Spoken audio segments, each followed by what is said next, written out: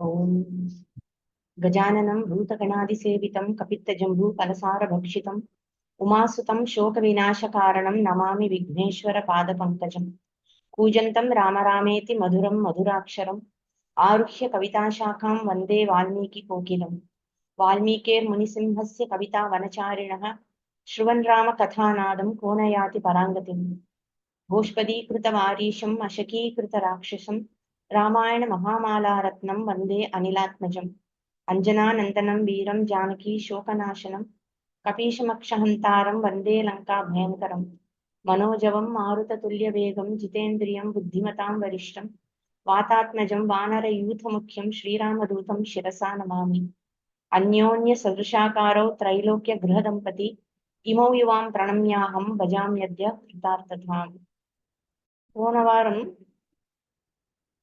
ராமர் சிவதனுசை முறிக்கிறார். ஜனகர் தசரதருக்கு செய்தி அனுப்புறார். தசரதர் உடனே கிளம்பி மிதிலாய்க்கு வரார். ஜனகர் தன்னோட தம்பி குஷத்வஜனை வரவழைக்கிறார். அப்புறம் வசிஷ்டர் தசரதர் சார்பா வம்ச கிரமத்தை சொல்லி பெண் கேட்கிறார். அடுத்து ஜனகர் நிமி சக்கரவர்த்தியிலிருந்து ஆரம்பிச்சு தன்னோட வம்ச கிரமத்தை சொல்லி முடிச்சு ஹஸ்வரோமர் வரைக்கும் சொல்றார். ஹஸ்வரோமருடைய மகனா தான் நான், இவன் என்னுடைய தம்பி குஷத்வஜன் அப்படின்னு அவனை இன்ட்ரோடியூஸ் பண்ணி வைக்கிறார் தன்னுடைய தம்பிய. இங்க ஜனகா அப்படிங்கிறது அந்த வம்சத்தோட டைட்டில், அதாவது சர்நேம் மாதிரின்னு வச்சுக்கோங்க, டைட்டில் அதான். ஜனகரோட உண்மையான பேர் வந்து சீரத்வஜன். சீரா அப்படின்னா இந்த ஏர் இருக்கு இல்லையா, ஃப்ளோ, அதுதான் சீரத்வஜன். குஷத்வஜன் குஷா அப்படிங்கிறது குஷத்வஜன். துவஜானா கொடி, உங்களுக்கு தெரியும். சீரத்வஜன் குஷத்வஜன் அப்படின்னு இவங்க ரெண்டு அண்ணா தம்பி. ஜனகா அப்படிங்கிறது நான் போன வாரமே சொல்லியிருக்கேன், ப்ரொடெக்ட் பண்றவர், ரட்சிப்பவர் ஜனகர். அதான் அவங்க டைட்டிலா வச்சிருக்காங்க. ஆனா நம்மளுடைய ஜனகரை நம்ம ஜனகர்னு தான் சொல்லி பழகி இருக்கோம். அவர் ஜனகர்னே பாப்புலரா இருக்கு. ஜனகர் இப்ப கண்டினியூ பண்றார். என்னுடைய அப்பா ஹ்ரஸ்வரோமர் எனக்கு ராஜ்யாபிஷேகம் பண்ணி வச்சுட்டு இவனை பார்த்துக்கோன்னு குஷத்வஜனை என்கிட்ட ஒப்படைச்சிட்டு அவர் காட்டுக்கு போயிட்டார். காட்டுக்கு எதுக்கு? வானப்பிரஸ்தாசிரமம்.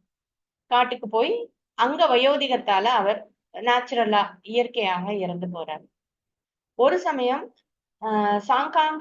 சாங்காங்ஷாங்கிற தேசத்துல இருந்து சுதன்வாங்கிற ஒரு ராஜா மிதிலையை முற்றுகையிட்டார். அவனுடைய டிமாண்ட் என்ன? உன்கிட்ட இருக்கிற அந்த சிவதனுசை என்கிட்ட கொடு, அப்படியே உன்னுடைய மகள் சீதையையும் எனக்கு கொடு அப்படின்னு தூது விட்டு கேட்கிறான். ஜனகர் அதை மறுத்துடுறார். மறுத்ததால அவனுக்கு கோபம் வந்து அவன் ஜனகரோட யுத்தம் பண்றான். என் கூட அவன் யுத்தம் பண்ணினா அந்த யுத்தத்துல அவன் என்னால கொல்லப்பட்டான். இப்ப அந்த தேசத்துக்கு ராஜா கொல்லப்பட்டான்னா அந்த தேசம் இவருக்கு தானே சொந்தம், ஏன்னா அவங்க தோத்து போயிட்டாங்க. அதனால குஷத்வஜனை அந்த தேசத்துக்கு நான் அரசனாக்கினேன். என்னுடைய 2 பெண் பிள்ளைகள், அவங்கள கர்ப்பவாசம் இல்லாத சீதையை நான் ராமருக்கும் ஊர்மிளையை லக்ஷ்மணனுக்கும் நான் தரேன் அப்படின்னு சொல்றார். ஊர்மிளை வந்து ஜனகருக்கும் அவருடைய மனைவி சுனைனா அவ பேரு, அவங்களுக்கு பிறந்த பெண் குழந்தை ஊர்மிளா. இப்படி நான் 3 தடவை உறுதி பண்றேன் அப்படின்னு சொல்றாரு. இந்த நான் சம்சயா, சந்தேகமே இல்லாமல். இந்த 3 தடவை ஏன் உறுதி பண்றேன்னு சொல்றாருன்னா, நம்ம சொல்றது ஒண்ணு, நினைக்கிறது ஒண்ணு, செய்யறது ஒண்ணா இருக்கலாம். சும்மா பேச்சுக்கு சொல்லிட்டு அப்புறம் வித்ட்ரா பண்ணிக்க கூடாது, பேச்ச மாத்திக்க கூடாது. அதனால இந்த மனதாலையும் வாக்காலையும் செயலாலையும் 3 நான் வந்து நிச்சயமா சொல்றேன், இதுல எந்த மாற்றமும் இல்லை அப்படிங்கிற அர்த்தத்துல அந்த மாதிரி சொல்றார். நிச்சயம் பண்ணிட்டு ஜனகர் தசரதரை பார்த்து விவாகத்துக்கு முதல் அங்கமா கோதானம், பித்ருகர்மா, இந்த மாதிரி கர்மாக்கள் எல்லாம் நீங்க பண்ணிடுங்கோ அப்படின்னு சொல்றார். அதுக்கப்புறம் விவாக சடங்குகள், விவாகத்துக்கு தனியா சில கிரமங்கள் காரியங்கள் இருக்கும் இல்லையா, அதையும் பண்ணிடுங்கோ. அது போக ராம லக்ஷ்மணர்களுக்கு பலவிதமான நன்மைகளை தரக்கூடிய சில தானங்கள், அதையும் நீங்க பண்ணுங்க. இன்னைக்கு மக நட்சத்திரம், 3வது நாள் உத்தர பல்குனி நட்சத்திரம், உத்தர நட்சத்திரம். அன்னைக்கு நம்ம விவாக சடங்குகளை எல்லாம் வச்சுக்கலாம் அப்படின்னு சொல்றாரு. இங்க பித்ருகர்மாங்கிறது எல்லாருக்குமே தெரிஞ்சதுதான். அந்த கல்யாணத்தப்ப நாந்தின்னு ஒண்ணு பண்ணுவோம். நாந்தி ஸ்ரார்த்தம்னு ஒண்ணு பண்றது உண்டு. நாந்தின்னா சந்தோஷப்படுத்துதல். யாரைன்னா பித்திருக்களை சந்தோஷப்படுத்துறது, திருப்திப்படுத்துறது. ஒரு நல்ல காரியம் எதுவானாலும் அவங்களுடைய ஆசீர்வாதத்தை நம்ம வாங்கிக்கிறது. எப்படி குலதெய்வம் ரொம்ப முக்கியமோ அது போல பித்ருவும் நம்ம ஆசீர்வாதம் வாங்கிக்கிறது உண்டு. அதனால அங்க பித்ருகர்மா. இந்த கோதானம் பித்ருகர்மாவுக்கு நடுவுல சமாவர்த்தன சம்ஸ்காரம்னு ஒண்ணு உண்டு. அது இங்க மென்ஷன் பண்ணலைன்னாலும் நான் அதை சொல்றேன். ராமலட்சுமணர்கள் வந்து இப்போ பிரம்மச்சரிய ஆசிரமத்துல இருக்காங்க. அதாவது ஸ்டூடெண்ட்ஸா இருக்காங்க. குருவுடைய பொறுப்புல இருக்காங்க. குருவுடைய பொறுப்புன்னா நமக்கு தெரிஞ்சது விஸ்வாமித்திரர் தான். ஆனா 20 நாள் தானே குருவோட விஸ்வாமித்திரரோட இருந்தாங்க. இப்போ குருவோட என்ன குருகுல வாசம் பண்ணினார்னா அவங்க நான் 5 வயசு 6 வயசுல இருந்தே அவங்க வசிஷ்டர், ஜாபாலி மாதிரி ரிஷிகள்லாம் இருக்காங்க இல்லையா, அவங்க கூட எல்லாம் படித்தவர். ஏன்னா அங்க சாஸ்திரங்கள் படிக்கிறது, அப்புறம் சொன்னேன்னே சில விஷயங்கள்லாம் ராஜாக்கள் தெரிஞ்சுக்கணும். என்னென்ன தெரிஞ்சுக்கணுமோ அதெல்லாம் தெரிஞ்சுக்கிறார். அப்புறம் முக்கியமா குதிரை ஏறுறது, யானை ஏறுறது, இதெல்லாம் இருக்கே, ரதம் ஓட்டுறது, அதெல்லாமே தெரிஞ்சுட்டு இருக்கா. சோ இது வந்து ஒரு குருகுல வாசம் தான் ராம லட்சுமணர்களுக்கு. பரத சத்ருக்னர்களுக்கும் அதேதான். இப்போ அவங்க அந்த பிரம்மச்சரிய ஆசிரமத்துல இருந்து கிரகஸ்தாசிரமத்துக்கு போக போறாங்க. சோ அந்த கம்ப்ளீஷன் ஆர் கன்க்ளூஷன் ஆஃப் பிரம்மச்சரிய ஆசிரம், அதுக்கு ஒரு ரிச்சுவல் உண்டு, ஒரு சம்ஸ்காரம். அதுக்கு பேரு தான் சமாவர்த்தனம். அது ஃபார்மல் கம்ப்ளீஷன் ஆஃப் எஜுகேஷன். அதுக்காக அதுக்கப்புறம் படிக்க மாட்டாங்கன்னு கிடையாது. கிரகஸ்தாசிரமத்துக்கு வர்றேன்னா குருவனுடைய பொறுப்புல இருந்து நான் வந்தாச்சு, மறுபடியும் அப்பா அம்மா நம்ம கிட்ட வந்தாச்சு அப்படிங்கிறதுக்காக தான். இந்த சமாவர்த்தனம் அப்படின்னாலே, ஆவர்த்தனம்னா திரும்பி வருதல், ரிட்டர்னிங் அப்படின்னு, வீட்டுக்கு திரும்பி வருதல். அப்படின்னா சம்யக், நல்ல விதமாக, நல்லபடியாக, நன்றாக, அழகாக, முறையாக வீடு திரும்பி வருதல். சோ சம்யக் ஆவர்த்தனம் அப்படின்னா சமாவர்த்தனம். அங்க வந்து படிக்கிறது என்னென்ன படிக்கிறாங்கன்னா, நல்ல பழக்க வழக்கங்கள், அப்கோர்ஸ் குரு சேவை எல்லாம் பண்ணி நல்ல பழக்க வழக்கங்கள் எல்லாம் கத்துக்கிறாங்க. தர்மசாஸ்திரங்கள், அர்த்த சாஸ்திரங்கள், அப்புறம் உபநிஷத்துகள், அதுல சில போர்ஷன்ஸ், இந்த மாதிரி நிறைய சப்ஜெக்ட்ஸ் அவங்க கத்துக்கிட்டு அங்கிருந்து திரும்பி வராங்க. குருகுலம் இப்ப திரும்பி வருதல் அப்படிங்கிறதுக்கு ஒரு சம்ஸ்காரம் இருக்குன்னா, எப்படி போனாங்க அப்படின்னா, அதுக்குதான் வந்து உபநயன சம்ஸ்காரம்னு ஒண்ணு இருக்கு. இந்த உபநயன சம்ஸ்காரம் அப்படிங்கிறது வீட்ல இருந்து கிளம்பி குரு கிட்ட போறது, அதுதான் ஃபர்ஸ்ட் சம்ஸ்காரம். அதனால்தான் சமாவர்த்தனம் பிகம்ஸ் மீனிங்ஃபுல். உபநயன சம்ஸ்காரம் பண்ணினாதான், ஏன்னா போனாதானே திரும்பி வர முடியும். போவே இல்லைன்னா எங்க இருந்து திரும்பி வருது. சோ உப்பா அப்படின்னா சமீபே, உப்பான்னா சமீபத்தில், கிட்டக்க, க்ளோசர் டு,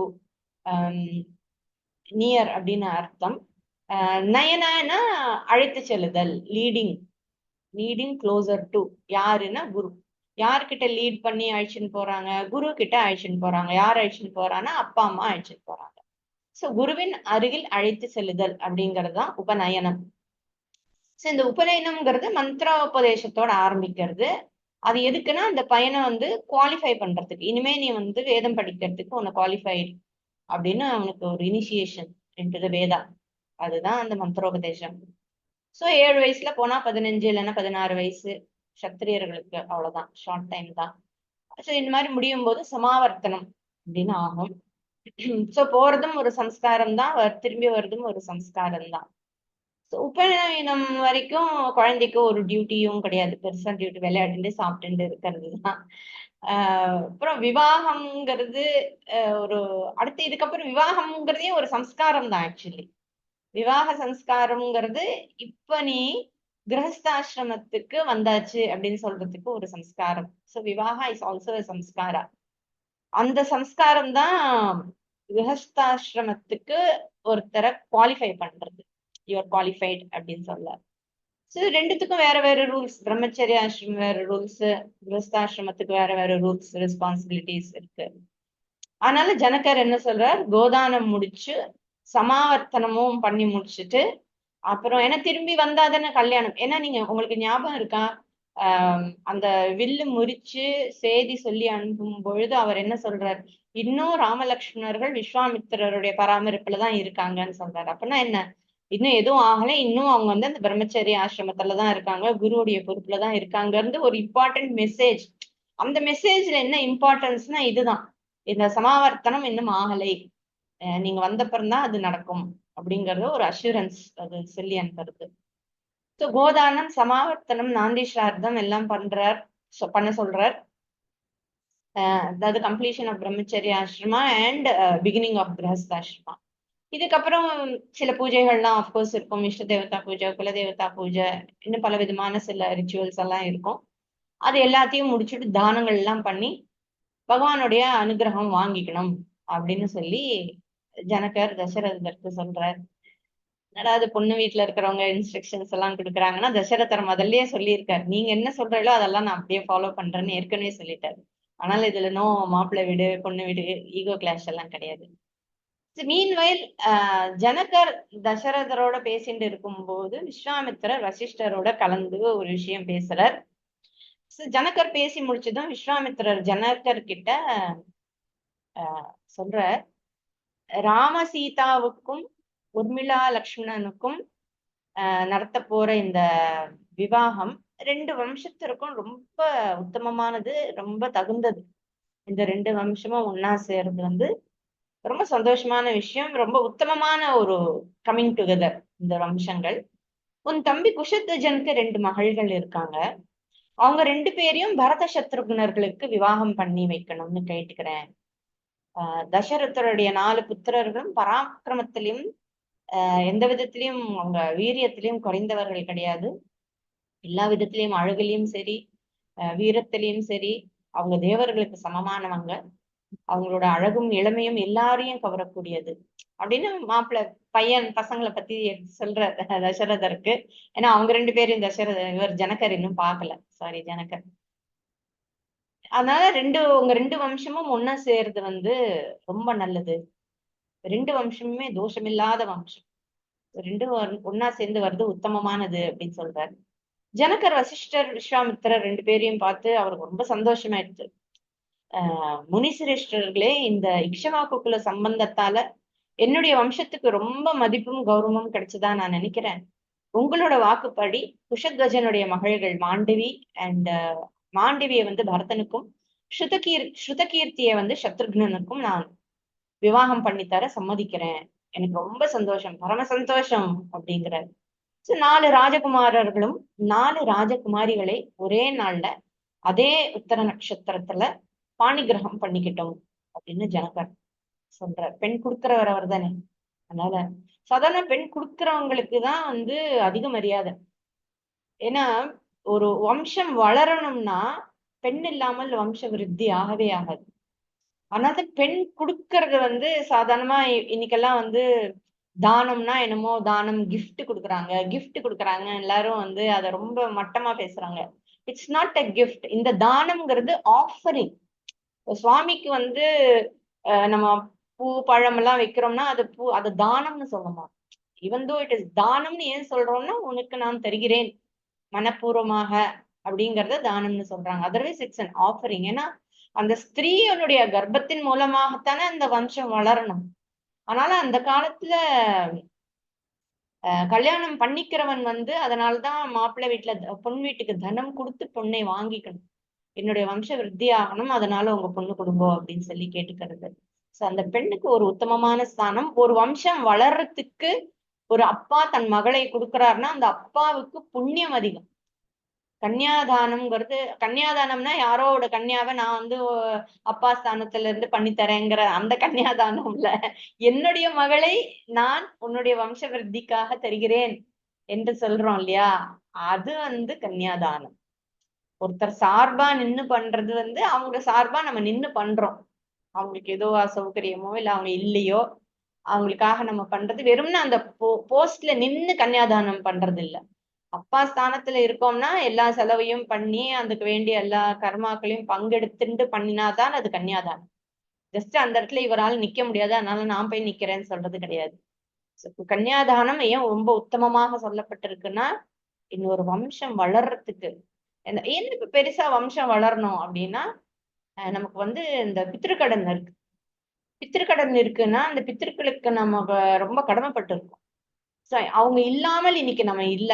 ஏன்னா இந்த மனுஷ ஜென்மத்தினுடைய பர்பஸ் எல்லாம் நம்ம உபநிஷத்துலயோ நம்ம பகவத்கீதையிலோ ஈவன் இன் புராணங்கள்லயோ நம்ம படிச்சோமானால் அது உத்தமமான பிறப்பு மனுஷ ஜென்மங்கிறது. என்னை ஒருத்தர் கர்ப்பத்துல தாங்கி எனக்கு ஒரு உடம்ப கொடுத்து என்னை டெலிவர் பண்ணி என்னை வளர்த்து பண்றதுக்கு அந்த வம்சமே காரணம். நம்மளோட அம்மா அப்பால இருந்து பூர்வஜர்கள் வரைக்கும் எல்லாருமே நமக்கு அனுகிரகம் பண்ணியிருக்காங்க. அதனால அது we have to be grateful for this body and for this birth. அது நமக்கு அந்த கிருத்தஜ்ஞதா இருக்கு. அப்புறம் அவங்க நமக்கு சொல்லி கொடுத்து போன நல்ல விஷயங்கள் எல்லாமே இருக்கு. அதனால கிருத்தஜ்ஞதா இஸ் வெரி இம்பார்ட்டன்ட். அதுதான் ஸ்ரார்த்தமா நம்ம பண்றோம். இன்னும் பல நல்ல காரியங்கள்லாம் பண்ண வேண்டி இருக்கு. அது தம்பதியா பண்ணினால்தான் அதுக்கு பலன் இருக்குன்னு வேதம் சொல்லியிருக்கு. சிலதெல்லாம் சேர்ந்து பண்ண வேண்டிய கர்மா எல்லாம் இருக்கு. ஆனா இன்னும் பல காரணங்களால இந்த கன்னியாதானம்ங்கிறது ரொம்ப புண்ணியமான ஒரு விஷயமா இருக்கு. எனவே இப்ப பாணி கிரகணம் பண்ணி தரேன்னு சொல்றார். பாணி கிரகணம்னா பாணினா கை, கிரகணம்னா பிடித்து கொள்ளுதல், பாணி கிரகணம்னா கை பிடித்தல். ஒரு சில விஷயங்கள்லாம் நான் கொஞ்சம் டீட்டெயிலா சொல்றது என்ன, நிறைய பேருக்கு சில சம்ஸ்கிருத வார்த்தைகள் தெரியாது, அதனால நான் அதை சொல்றேன். இப்படி சொல்லிட்டு ஜனகர் தன்னுடைய சிம்மாசனத்தை விட்டு எழுந்து வர்றார். விஸ்வாமித்திரர் வசிஷ்டர் உட்கார்ந்து இருக்கிற இடத்துக்கு அவர் முன்னாடி நின்னு அவர் முன்னாடி அவங்க 2 பேர் முன்னாடியும் கை கூப்பி நிக்கிறார். நின்னு, முனிசிரேஷ்டர்களே, நீங்க 2 பேரும் எனக்கு ரொம்ப பெரிய பாக்கியத்தை கொடுத்திருக்கீங்க. அதாவது நீங்க இங்க வந்ததே பெரிய பாக்கியம். இந்த மாதிரி ஒரு விவாகம் நடக்கிறதே ஒரு பாக்கியம். அதுலயும் குஷத்வஜனுடைய மகள்களையும் சேர்த்து பெண் கேட்டு ரொம்ப ஆனந்தமாயிடுத்து அவருக்கு. அதனால ரொம்ப கொடுத்து வச்சிருக்கேன்.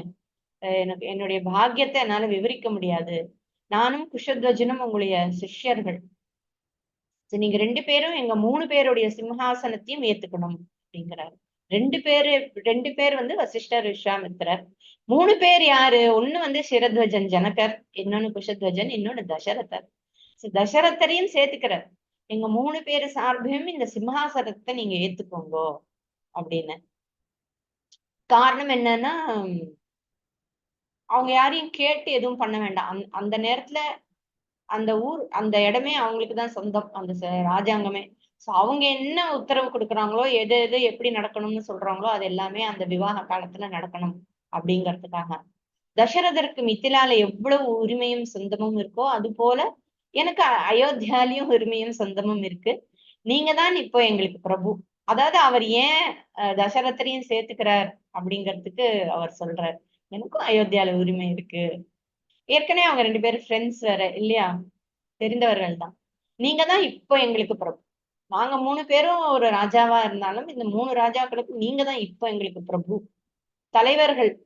சோ இந்த சிம்ஹாசனத்தை ஏத்துக்கோங்க, இந்த விவாகம் நடத்துறதுக்கான கட்டளை கொடுங்க, என்ன வேணுமோ எல்லாம் நாங்க பண்றோம், நீங்க சொல்றதெல்லாம் நாங்க பண்றோம். அதாவது தலைமை தாங்கி முன்ன நின்று நடத்தி கொடுங்கோ அப்படிங்கிறத கேட்டுக்கிறார். எல்லா அதிகாரமும் உங்களுக்கு இருக்கு. இப்ப இல்லைன்னா ராஜாவை கேட்டு கேட்டு பண்ணணும் இல்லையா? ராஜாவோட ஆட்களை யூஸ் பண்ணணும்னா கூட ராஜாவை கேட்டுதான் பண்ண வேண்டியிருக்கும் சில சமயம். ஆனா கேட்டு கேட்டு பண்ண வேண்டிய அவசியம் இல்லை. இப்படி ஜனகர் சொன்னத கேட்ட தசரதருக்கு ரொம்ப சந்தோஷம். அவர் என்ன சொல்றாரு, நீங்களும் உங்க தம்பியும் ஈடு இணை இல்லாத நல்ல குணங்களோட கூடினவங்க. பல ரிஷிகளுக்கும் ராஜாக்களுக்கும் அன்பும் மரியாதையும் காட்டி பூஜை பண்ணி இருக்கீங்க. உங்களுக்கு மங்களம் உண்டாகட்டும் அப்படின்னு சொல்லி அவங்களுக்கு ஆசீர்வாதம் பண்ற. நீங்க நன்னா இருக்கணும் அப்படின்ட்டு.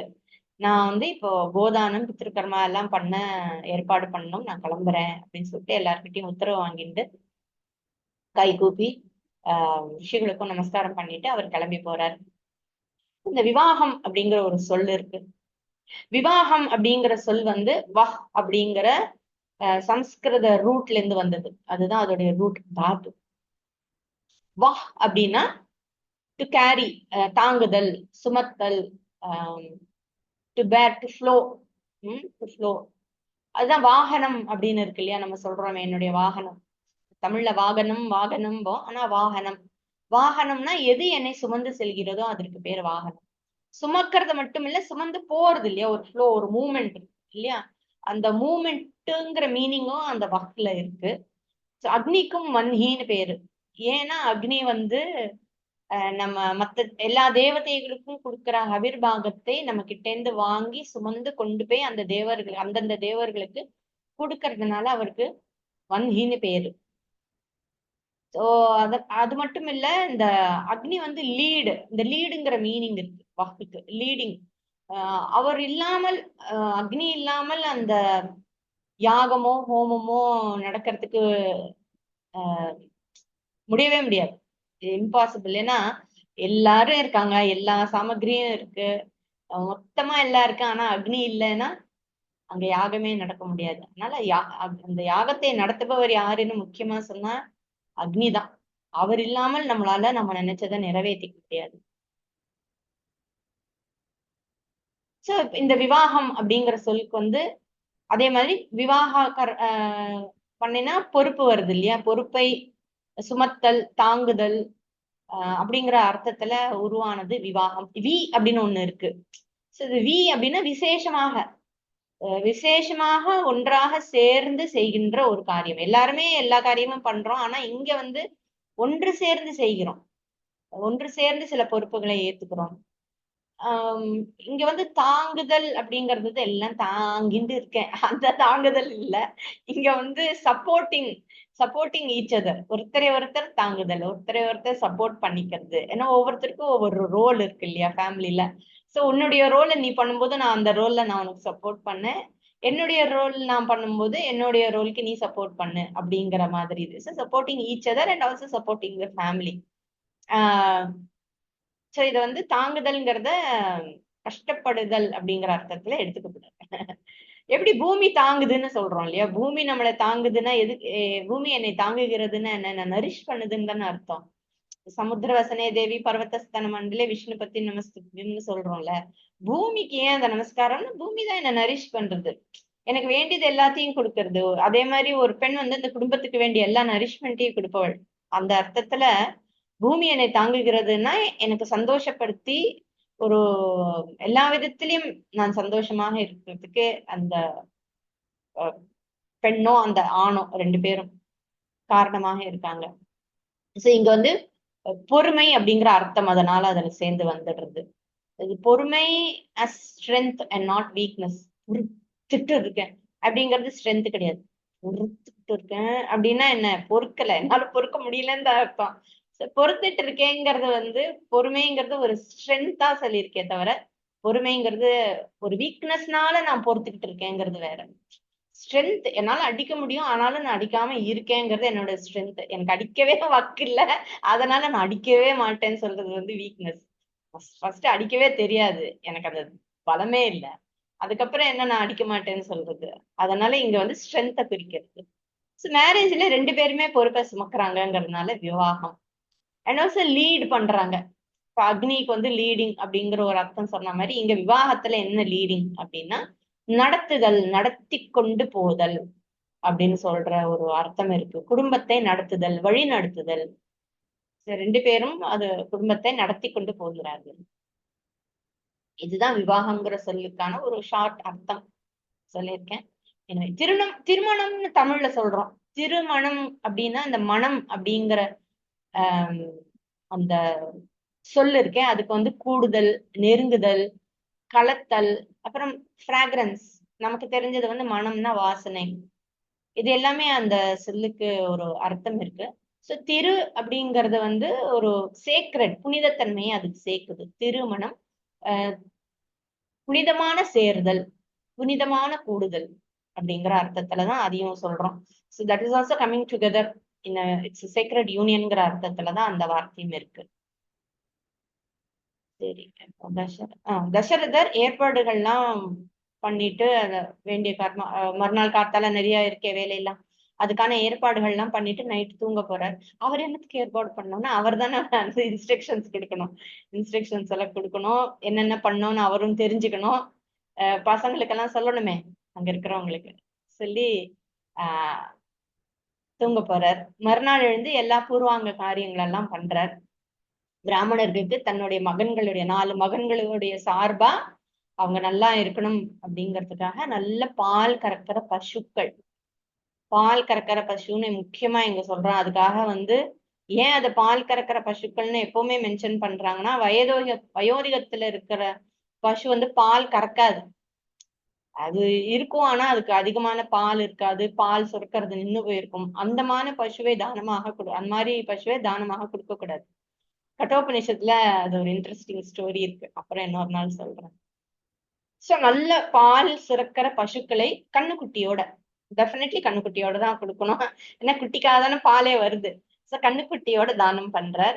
அந்த குடுக்குற அந்த பசுக்களுடைய மாட்டு கொம்புகள்ல தங்க காப்பு வச்சு, கொம்புல எல்லாம் தங்க காப்பு போட்டிருக்காரு. காப்புன்னா வெறும்னா இன்னைக்கெல்லாம் வந்து சும்மா அந்த விக்கிரகத்துக்கு மேல ஒரு பெயிண்ட் அடிப்பாங்களா, அந்த மாதிரி இல்ல, காப்பே போடுறாரு கெட்டியா.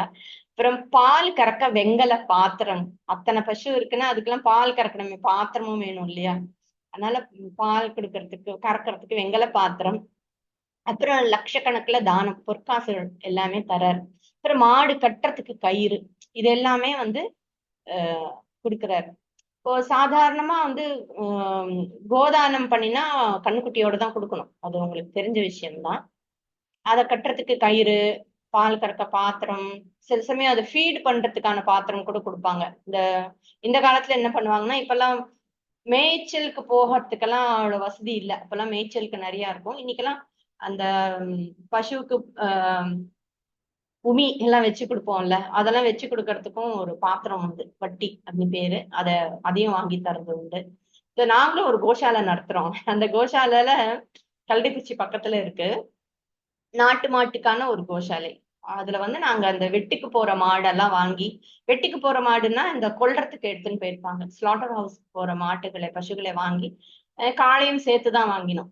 வெறும் பசு மட்டும் இல்ல, காளையும், பசு, கண்ணுக்குட்டி, அதுல ஒரு சில பசு எல்லாம் கர்ப்பமா வேற இருந்தது. சோ அதெல்லாம் வாங்கி கோசாலை நாங்க செட் பண்ணியிருக்கோம். அங்க நடந்துட்டு இருக்கு. இப்போ எங்ககிட்ட இப்போ ஒரு 55 பசு இருக்கு. இப்போ நாங்க கோசாலை ஆரம்பிச்சப்போ நிறைய பேர் வந்து கோதானம், இப்போ வந்து கோதானம் பண்றது ரொம்ப விசேஷம்னு சொல்லுவாங்க இல்லையா? அப்போ கோதானம் கொடுக்க ஆரம்பிச்சாங்க.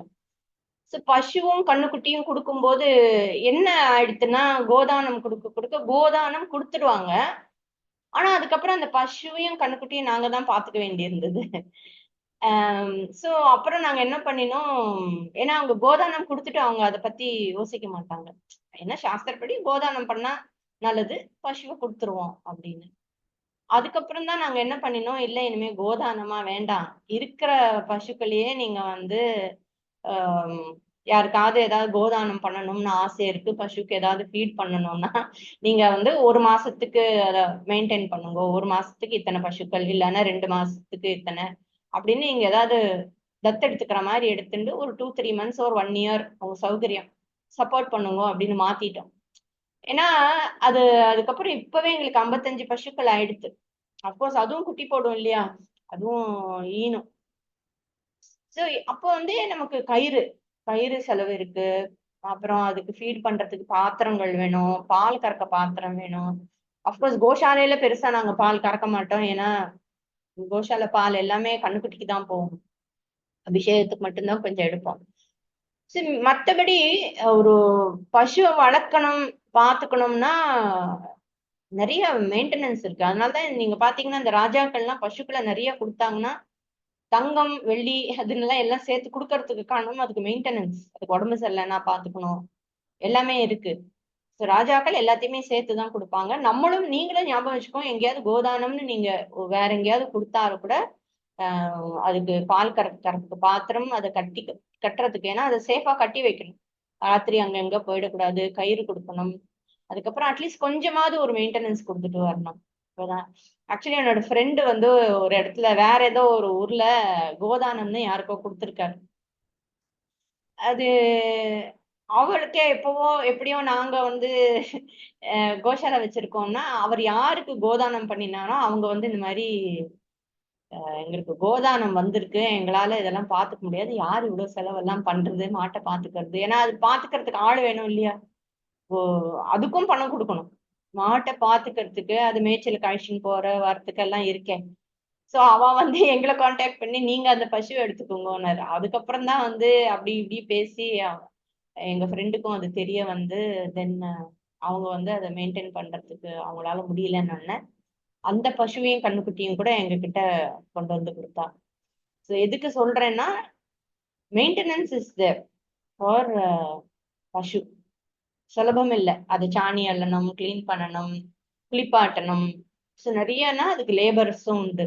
அதனாலதான் இங்க வந்து பசுக்களை நிறைய கொடுக்கும்போது மற்றதையும் சேர்த்து கொடுக்கறது தான் உத்தமம். எங்க நீங்க கொடுத்தாலும் அதை ஞாபகம் வச்சுக்கோங்க. இப்ப மீன்வயல் கைகேயுடைய சகோதரன் யுதாஜித், அவர் சடனா அங்க வந்து நிக்கிறார். பரதனுடைய மாமா. அவர் வந்து தசரதரை பார்த்து அவர்கிட்ட குசலம் எல்லாம் விசாரிச்சு எல்லாம் பேசுறச்ச, என்னப்பா எங்க இங்க வந்திருக்க அப்படின்னா, இல்ல இல்ல, என்னுடைய அப்பா வந்து என் தங்கை கைகேயுடைய மகனை பார்க்கணும், பரதனை பார்க்கணும்னு ரொம்ப ஆசைப்பட்டு என்னை அயோத்தியாவுக்கு அனுப்பினார். அங்க அயோத்தியாவுக்கு போனா அப்புறம் தான் எங்களுக்கு தெரிஞ்சு நீங்க எல்லாம் கிளம்பி இங்க இந்த மாதிரி ஒரு விஷயத்துக்காக வந்திருக்கேன்னு. சரி, அவ்வளவு தூரம் வந்துட்டேன்னு நானும் வந்து பரதனை பாக்குறதுக்காக தான் இவ்வளவு தூரம் நானும் வந்தேன் அப்படின்னு சொன்னோன்னே தசரதருக்கான ரொம்ப சந்தோஷம். அவர் வந்தது அன்எக்ஸ்பெக்டடா வந்ததுல ரொம்ப சந்தோஷம். இதுல என்ன தெரியறதுன்னா, பரதர் அடிக்கடி மாமா வீட்டுக்கு போகக்கூடியவர், அழிச்சுன்னு போறார், அங்க டைம் ஸ்பெண்ட் பண்றார் அப்படிங்கிறது தெரியறது. அதுவும் இல்லாம யுதாஜித் வந்து இங்க வரும்பொழுதே என்ன சொல்றார், என் தங்கையினுடைய மகன் பரதனை அழைத்து செல்ல வந்தேன் அப்படின்னு தான் சொல்றார். அவர் வந்து எல்லாரையும் அழிச்சுன்னு போறேன் அப்படின்னு சொல்லல, ஸ்பெசிபிக்கா பரதனை மட்டும்தான் சொல்றாரு. இது நமக்கு லேட்டரான் நமக்கு வந்து அதோட கான்டெக்ட் புரியும். மறுநாள் தசரதர் நித்திய கர்மா எல்லாம் முடிச்சுட்டு ரிஷிகள் எல்லாரும் முன்ன போறாங்க. ஏன்னா அது விவாகம் இல்லையா, ரிஷிகள் எல்லாம் முன்ன போறாங்க. பின்னாடி தன்னுடைய பந்துக்களோட மந்திரிகளோட யாகசாலை பக்கத்துல இருக்கிற விவாக மண்டபத்துக்கு போறாரு. அந்த மண்டபத்துக்கு போன அப்புறம் அவங்க அங்க போய் உட்கார்ந்துட்டாங்க. அவங்க போன அப்புறம் ராமலட்சுமணர்கள் பரத சத்ருகனர்கள்லாம் வராங்க. அவங்க எப்படி வராங்கன்னா, சர்வாபரண பூஷிதைகி, அலங்காரம் பண்ணிண்டு விதவிதமான ஆபரணங்கள் எல்லாம் போட்டுண்டு பளபளன்னு வந்திருப்பாங்க. விவாகத்துக்காக வேண்டிய பூர்வாங்கமான கர்மா எல்லாம் முடிச்சுட்டு, வைதிக கர்மாக்கள்லாம் இருக்கேன் அதெல்லாம் முடிச்சுட்டு, கிருத்த கௌதுக மங்களாகா, கிருத்த கௌதுக மங்களாகனா காப்பு கட்டிண்டு, கையில கங்கணம், திருமணத்துக்கு காப்பு கட்டுவாங்க இல்லையா, அந்த காப்பு கட்டிண்டு வசிஷ்டர் மற்றும் ரிஷிகள் தலைமையில விஜயே முகூர்த்தே மண்டபத்துக்கு போறாங்க. சோ அவங்க அந்த முகூர்த்த டைமுக்கு அவங்க அங்க போறாங்க. விஜயே முகூர்த்தே விவாக மண்டபத்துக்கு போறாங்க. இந்த கங்கணம் அப்படிங்கிறது அவங்க எல்லாருக்கும் தெரியும். ஆனாலும் நான் ஒரு ரெண்டு நிமிஷம் சொல்றேன். கையில நூலால கட்டின ஒரு பேண்ட், பந்தனம். என்ன அது ஏன் கட்டுறோம் அப்படின்னா, ஒண்ணு வந்து சாதாரணமா ப்ரொடெக்ஷனுக்கு வாஸ்தவம். ஏன்னா திருஷ்டி படக்கூடாது, எல்லாம் நல்லபடியா நடக்கணும். ஏன்னா பொண்ணு பையன் ரெண்டு பேருமே கட்டிப்பாங்க. ரெண்டு பேருக்குமே வந்து எல்லாம் மங்களகரமான காரியத்தின் போது எந்த விதமான அசம்பாவிதம் நடக்கக்கூடாது, நல்லபடியா தேவானுகிரகம் எல்லாம் நமக்கு இருக்கணுங்கிறதுக்காக அது கட்டுறது, காப்பு as a ப்ரொடெக்ஷன். இன்னொன்னு வந்து இந்த விவாகத்தை நிச்சயம் பண்ணிக்கிறாங்க. பொண்ணும் பையனும், நான் அவளை திருமணம் செய்து கொள்கிறேன்னு ராம லட்சுமண பரத சத்ருகனர்கள் அந்தந்த பெண்ணை நான் திருமணம் பண்ணிக்கிறேன்னு அவங்களே வந்து நிச்சயம் பண்றது. பெரியவர்கள் பண்ணின நிச்சயம் ஒண்ணு. ஆமாமா, நான் மண்டபத்துல இருந்து ஓடி போக மாட்டேன், கடைசி நிமிஷத்துல விட்ரா பண்ண மாட்டேன், நான் இந்த பெண்ணை நிச்சயமாக திருமணம் செய்து கொள்வேன்னு கையில வந்து காப்பு கட்டிக்கிறது, அது ரொம்ப முக்கியம். அவங்களும் வந்து ஒரு மேரேஜ் வவ் எடுக்கிறாங்க. I take a vow to marry this girl அப்படின்னு நிச்சயம் பண்ணிக்கிறாங்க. நீங்க வந்து கேள்விப்பட்டிருப்பீங்கல்ல, இந்த சண்டை போடுறதுக்குன்னே கங்கணம் கட்டிட்டு வந்திருக்கான் அப்படின்னு சொல்லுவாங்க. சோ அங்க கங்கணம் கட்டுறதுன்னா நிச்சயம் செய்தல்.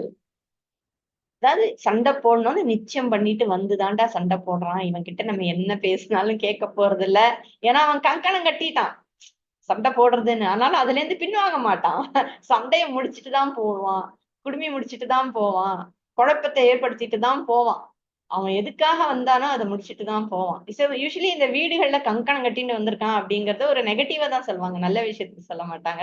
ஒரு பிடிவாதம், சொன்னதை செஞ்சுட்டு தான் போவான், சண்டை போடுறதுக்குன்னு வந்துட்டான், அந்த மாதிரி ரகலை பண்றதுன்னு வந்துட்டான் அப்படிங்கிறத கேள்விப்பட்டிருப்பீங்க நீங்க. அத அப்புறம் அடுத்து விஜயே முகூர்த்தேன்னு சொல்றாரு இல்ல, அந்த விஜயே முகூர்த்தேங்கிறது என்ன, அந்த முகூர்த்தத்துல என்ன ஸ்பெஷல்? நம்ம பலவிதமான முகூர்த்தங்கள் கேள்விப்பட்டிருக்கோம். அந்த விஜய முகூர்த்தே அப்படிங்கிறது, ஒரு முகூர்த்தங்கிறது 48 நிமிஷம், உங்களுக்கு தெரிஞ்ச விஷயம். ஒரு நாள்ல, ஒரு பகல் நாள்னா பகல் வேளையில மட்டும், சரியா, சூரிய உதயம் சூரிய அஸ்தமனம் வரைக்கும் ஒரு நாள்ல வந்து 15 முகூர்த்தம் இருக்கு. அது 15ஆ பிரிச்சா 15, 48 நிமிஷமா பிரிச்சா 15 முகூர்த்தங்கள் இருக்கு. இந்த முகூர்த்தத்தை எப்படி கால்குலேட் பண்ணுவாங்கன்னா, சூரிய உதயத்தோடைய டைம், சூரிய அஸ்தமனத்தோடைய டைம், அதை வச்சு பிரிப்பாங்க. ஏன்னா ஒவ்வொரு நாளும் சூரிய உதயம் வேற, சூரிய அஸ்தமனம் வேற வேற டைம்ல உண்டு. இந்த விஜய முகூர்த்தம் விஜயே இல்ல விஜய முகூர்த்தம் வந்து 11வது முகூர்த்தம். ஒரு நாளினுடைய 11வது முகூர்த்தம். அது மத்தியானம் 2:15 2:30 டிபெண்டிங் ஆன் சன்ரைஸ். அந்த மாதிரி மத்தியானத்துல வரக்கூடியது. இந்த முகூர்த்தத்துடைய விசேஷம் என்னன்னா, இது எல்லா விதத்திலையும் வெற்றியை தரக்கூடியது இந்த முகூர்த்தம். இதே மாதிரி அபிஜித் முகூர்த்தம்னு ஒண்ணு இருக்கு. அது அப்புறம் பார்க்கலாம். பட் அபிஜித் முகூர்த்தமும் அதே மாதிரிதான். ஆனா அதுல நிறைய கண்டிஷன்ஸ் இருக்கு அபிஜித் முகூர்த்தத்துல. சோ இப்படியாக 4 பேரும் தசரதர் பக்கத்துல போய் உட்கார்றாங்க. மண்டபத்துக்கு வந்து அப்பா பக்கத்துல போய் உட்கார்றாங்க. வசிஷ்டர் ஜனகரை போய் பாக்குறாரு. அதே மண்டபம் தான், கொஞ்சம் தள்ளி நகர்ந்து இருக்காங்க. பொண்ணு வீடு மாப்பிள்ளை பொண்ணு ரூமு மாப்பிள்ளை ரூமுன்னு எல்லாம் இருக்கும்ல, அந்த மாதிரி வசிஷ்டர் ஜனகர் இருக்கிற பக்கம் போறார். போய் ஜனகரை பார்த்து, ஹே ராஜன், பூர்வாங்க கர்மாக்கள்லாம் முடிச்சுட்டு கங்கணம் கட்டி இருக்கிற தன்னோட மகன்களோட தசரதர் தாத்தாவை எதிர்பார்த்து காத்திருக்கிறார். தாத்தா மீன்ஸ் கொடுக்க போறவர், பெண்ணை கொடுப்பவர். அவரை உங்களை அப்படிங்கறது சொல்லாம தாத்தாவே, the one who is going to give his daughter, கொடுப்பவர், தானம் செய்பவரை எதிர்பார்த்து காத்திருக்கிறார். அதாவது ரிசீவ் பண்றதுக்கு காத்திருக்கிறார்னு அர்த்தம். ஏன்னா அவர் தாத்தானா இவர் வந்து பிரதிகிரகிதா இல்ல, வாங்கிக்கிறவர். சோ அவர் வெயிட் பண்ணிட்டு இருக்கார். சொல்லிட்டு வசிஷ்டர் ஃபர்தரா என்ன சொல்றாருன்னா, தாத்தா அதாவது கொடுப்பவன் கொடுக்கறதாலையும், பிரதிகிரகிதா வாங்குபவன் வாங்குறதாலையும் 2 பேருக்கும் எல்லா விதமான செல்வங்களும் வளரும் அப்படிங்கறதுனால இந்த விவாகத்தை நடத்தி உன்னோட பிரதிஜையை நிறைவேற்றிக்கோ அப்படின்னு வசிஷ்டர் சொல்றாரு. சரி, இங்க கொடுக்கறது வாங்குறதுங்கிறது பெண்ணை தான் சொல்றாரு. வாங்குறவனுக்கும் விசேஷம், கொடுக்கிறவனுக்கும் விசேஷம். ஏன்னா அவங்க போத் ஆர் பிளெஸ்ட், அந்த அர்த்தம்.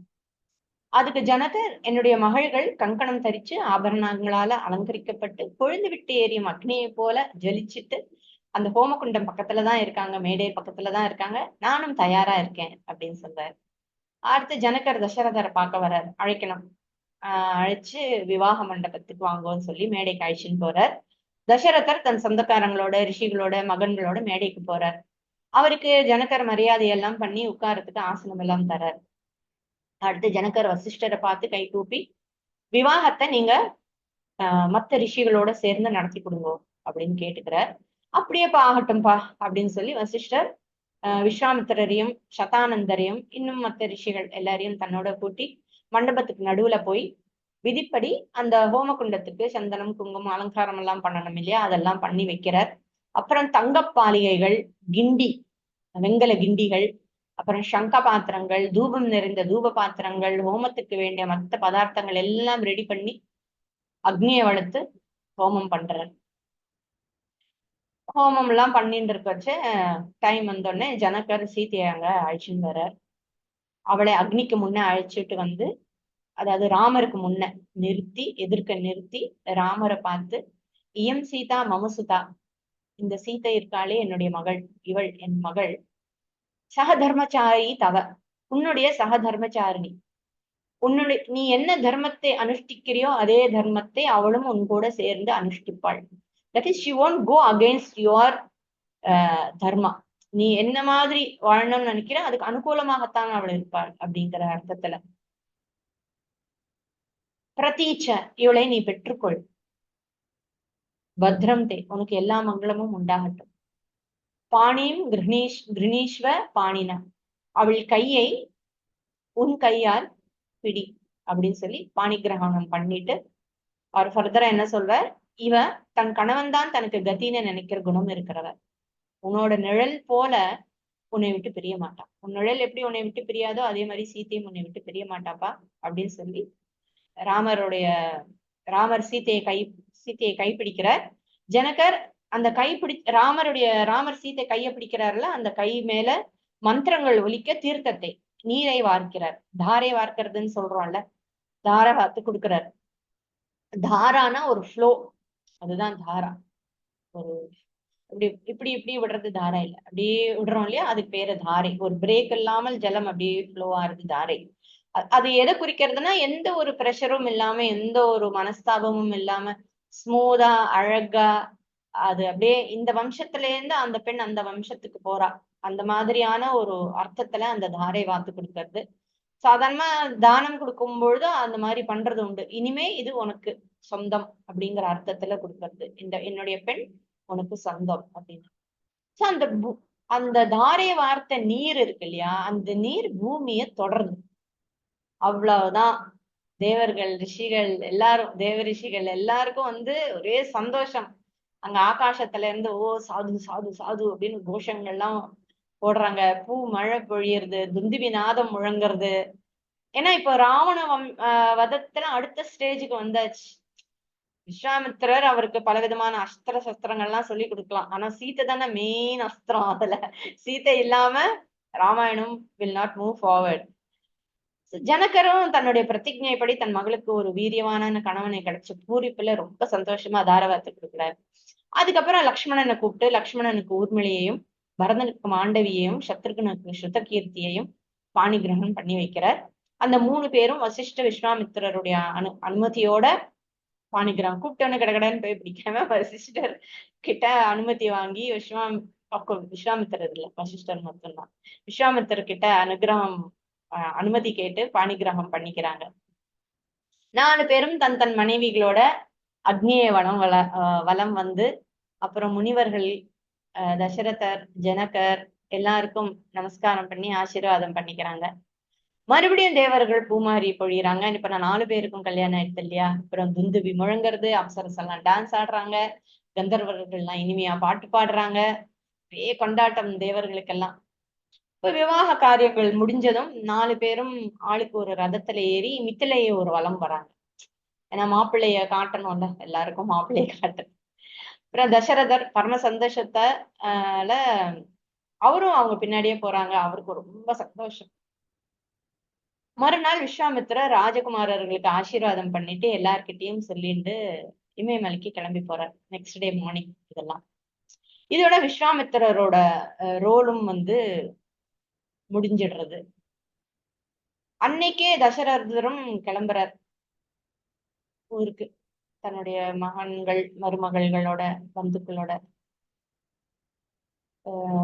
ஜனகர் அவங்க கிளம்பும் போது நிறைய அந்த பெண்கள் 4 மகள்களும் போறாங்க இல்லையா, அவங்க போகும்போது நிறைய சீதனம் அனுப்புறாரு. நிறைய பசுக்கள், கம்பளங்கள், வஸ்திரங்கள்.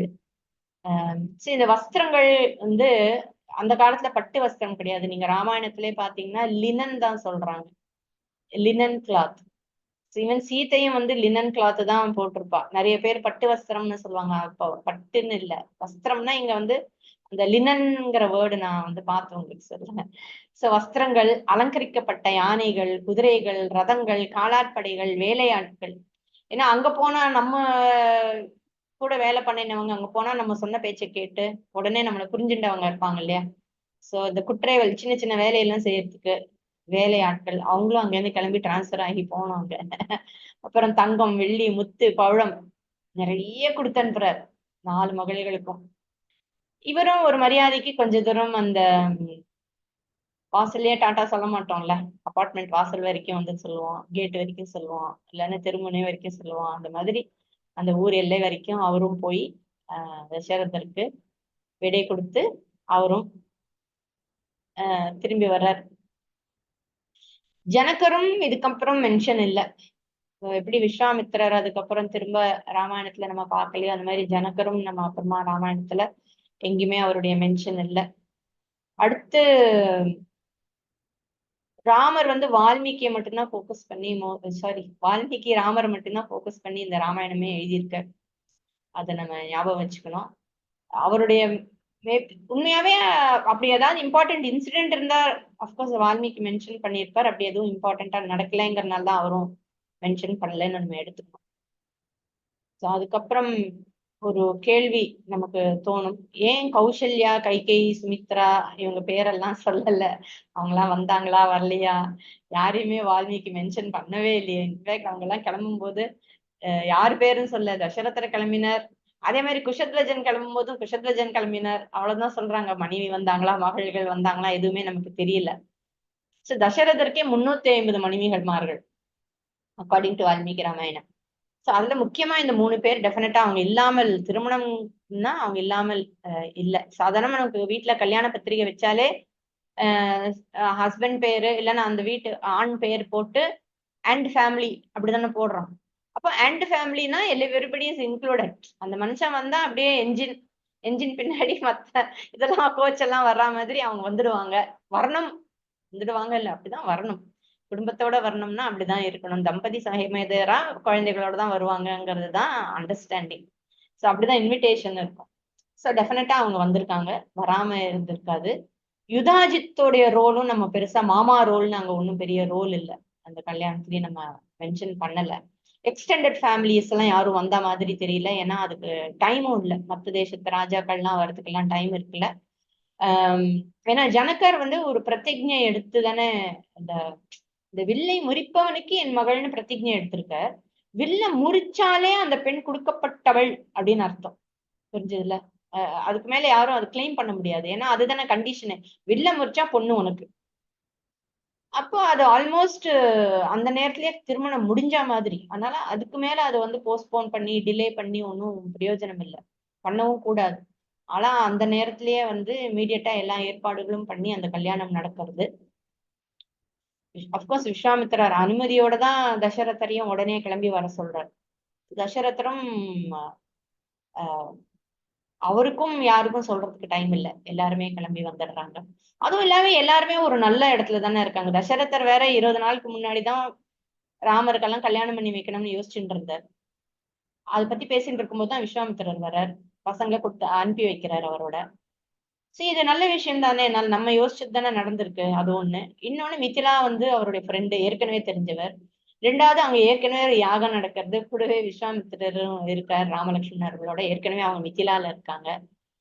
நீங்க பாத்தீங்கன்னா இந்த என்வைரன்மெண்டே வந்து ரொம்ப அனுகூலமா இருக்குல்ல. சோ தசரதருக்கும் சரி ஜனகருக்கும் சரி பழம் நழுவி பால்ல விழுந்த மாதிரி அப்படின்னு சொல்லலாம். எல்லாமே வந்து அவங்க எந்த பிரயத்தனமும் இல்லாமல் எல்லாம் கட கட கட கட நடந்துட்டு இருந்தோம் அவங்களுக்கு. ஆனா அந்த பழம் நழுவி பால்ல விழறதுக்கு காரணமே விஸ்வாமித்திரர் தான். அவரை வந்து நம்ம இக்னோர் பண்ண முடியாது. அவராலதான் இது எல்லாமே நடந்தது. சோ இப்படியாக நல்ல விதமாக சீதா கல்யாணம் முடிஞ்சது. குஷத்வஜன் மனைவியும் பார்த்தோம்னா மென்ஷன் பண்ணல, அவ பேர் தெரியாது. ஜனகர் மனைவியாவது சுனைனான்னு தெரியும், குஷத்வஜன் மனைவி பத்தி எதுவுமே இல்லை. அந்த 2 மகள்களும் கிளம்பி வந்தாங்கங்கிறதே விஸ்வாமித்திர பெண் கேட்கும் போதுதான், ஓ அவளுக்கு 2 மகள்கள் இருக்காங்க, அவங்களும் வந்திருக்காங்க அப்படிங்கிறது நமக்கு தெரியுது. இப்படியாக சீதா கல்யாணம் முடிஞ்சு எல்லாரும் அயோத்தியாவுக்கு திரும்பி போறாங்க. அடுத்து என்னாச்சுங்கிறத நம்ம அடுத்த வாரம் பார்க்கலாம். ஓம் பூர்ணமதః பூர்ணமிதம் பூர்ணாத் பூர்ணமுதச்யதே பூர்ணஸ்ய பூர்ணமாதாய பூர்ணமேவாவசிஷ்யதே. ஓம் சாந்தி சாந்தி சாந்தி. ஹரி ஓம் ஸ்ரீ குருभ्यो நமः. ஹரி ஓம்.